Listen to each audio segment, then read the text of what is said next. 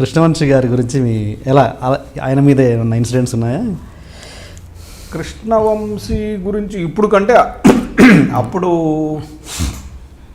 యాక్చువల్గా కృష్ణవంశీ ఎయిటింగ్ రూమ్లో నాకు పరిచయం అయ్యాడు, గౌతమ్ రాజు గారి ఎయిటింగ్ రూమ్లో.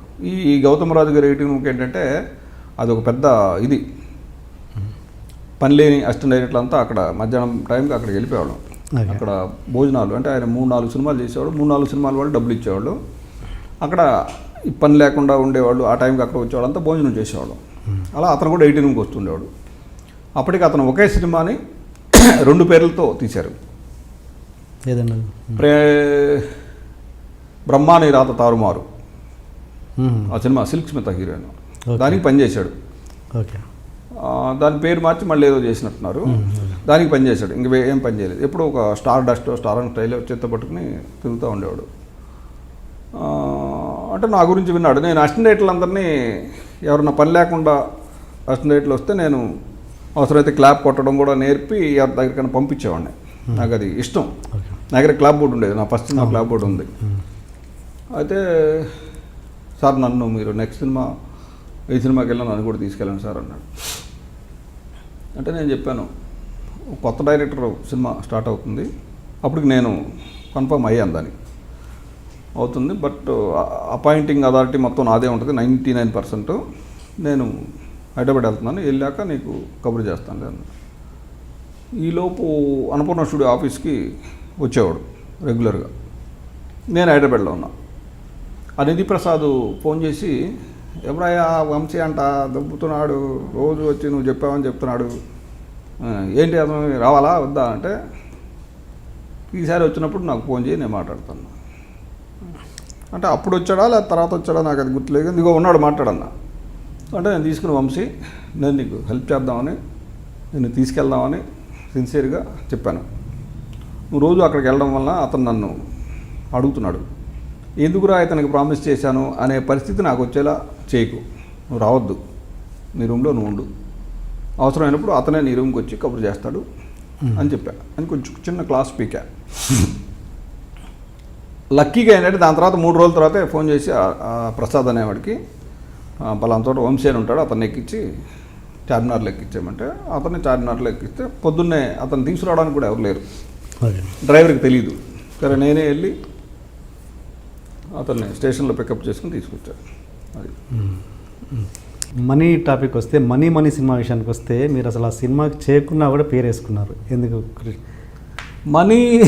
మనీ సినిమా గురించి నేను కుంతికి 5 పాండవులు అయితే కర్ణుడు కూడా నాకు అలాగే మనీ కూడా నాకు కర్ణుడు లాంటిది. అంటే ఏం జరిగిందంటే మనీ సినిమా అయిపోయి పెద్ద హిట్ అయింది. హిట్ అయిన తర్వాత నేను భరద్వాజ్ గారు యాక్చువల్గా మనీ సినిమా కంటే ముందు నుంచి సినిమా చేస్తున్నా అన్నాడు భరద్వాజ్ నాతో. అయితే మనీ సినిమా రిలీజ్ అవ్వకముందు రిలీజ్ అవుతుండగా ప్లాన్ చేస్తే 1/2 అనే సినిమా ఆయనకి లైన్ కథ చెప్పడం 2-3 సార్లు కథ మార్చి చెప్పాం. ఫైనల్గా ఒక్కటి చెప్పాం, ఇది ఓకే 100% ఇది మనం చేస్తున్నాం అన్నాడు. క్యాస్టింగ్ అంటే జేడి చక్రవర్తి, శ్రీకాంత్ అలా ఫిక్స్ అయ్యాం. దానికి ఆయన అడ్వాన్స్లు కూడా ఇచ్చాడు అందరికీ. అప్పుడు రాము ఫోన్ చేసి ఒకసారి అర్జెంటుగా రమ్మన్నాడు. వెళ్తే అంటే సీక్వెల్ తీస్తున్నాం ఫస్ట్ టైము తెలుగులో. సీక్వెల్ హాలీవుడ్లో ఉంటుంది, మనకు లేదు. సీక్వెల్ అంటే ఎప్పుడు సేమ్ డైరెక్టరే చేయాలి, నువ్వే చేస్తే బాగుంటుంది, మీరే చేయండి అన్నాడు. సారీ రాము, నేను ఆల్రెడీ కమిట్ అయ్యాను 1/2 అని. ఆ సినిమాకి అడ్వాన్స్లు ఇచ్చాడు ఆయన. అడ్వాన్స్లు ఇవ్వకపోతే పోనీ మనం చేసి దానికి వెళ్ళేవాడిని, ఇప్పుడు రావడం న్యాయం కాదన్న.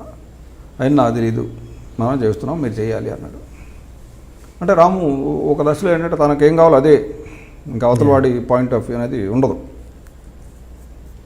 నాకేంటంటే నాకు కొంచెం అవతల మనిషి అంటే నాకు మనీ సినిమా రిలీజ్ అవ్వదు అని తెలిసినప్పటి నుంచి నేను నా సినిమా చేస్తాను అంటున్నాడు ఆయన. పామెక్స్ అనే ఒక కంపెనీ ఉండేది, ఆయన ఒక సినిమా చేశాడు, వాళ్ళ కోసం చేద్దాం అనుకున్న తర్వాత వాళ్ళు లేరు, చరిత్ర బ్యానర్ మీద చేద్దాం.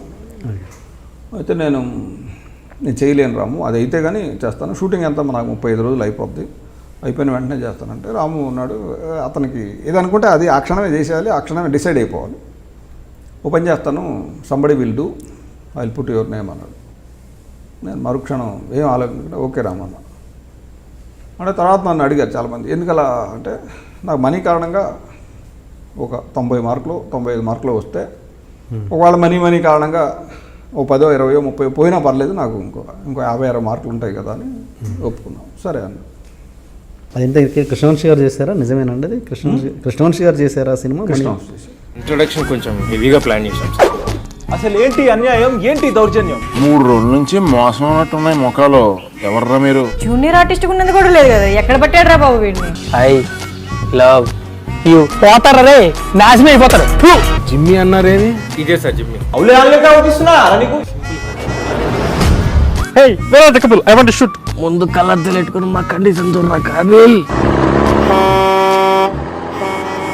So please do subscribe to Loloke please.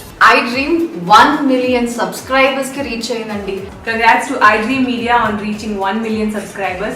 iDream Media on 1 million subscribers reach చేసినందుకు all the best and congratulations to you. Congrats iDream. Keep up the good work and continue to entertain.